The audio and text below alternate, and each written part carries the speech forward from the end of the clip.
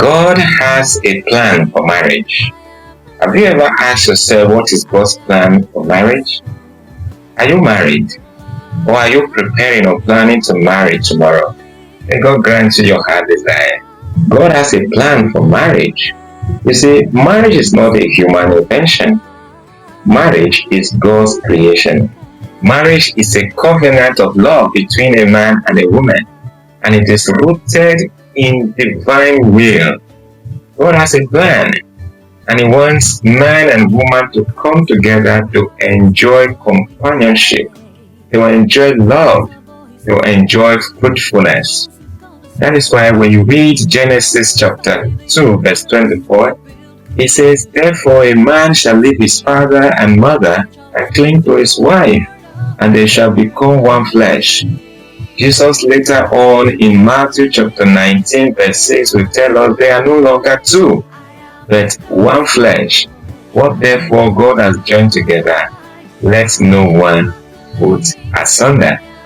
You see, in Gaudium et Spes number 48, a perspective is underscored that as husband and wife, you are to become companions, and that you are to sanctify yourself.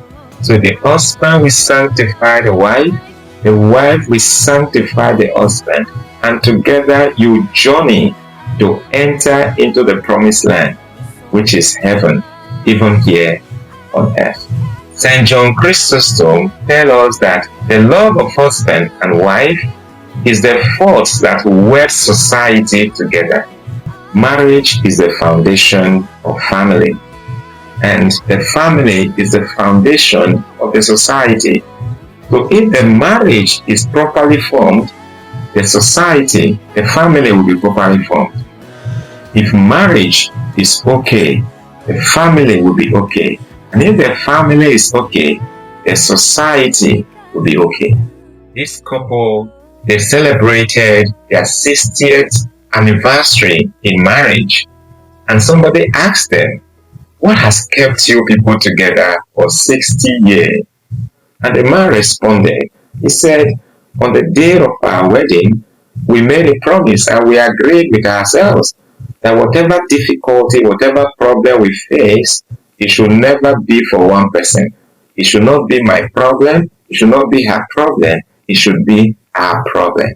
And together, we handled our problems. And so we became victors in the face of troubles, in the face of temptation." So you see, marriage is God's plan. If as couples, you understand your relationship as a divine calling, as a vocation, rather than just a social contract. If you understand your marriage as God's plan for you, you will approach challenges, problems, with reverence, with prayer, with unity, knowing that God is with you.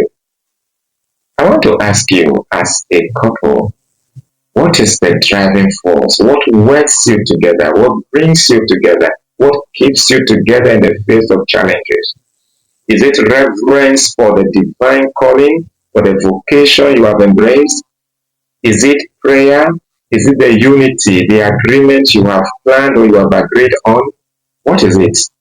I want you to share with us at the comment section. Be a blessing to some other persons. What has kept you together for these years? Let somebody see it and also be challenged to move on.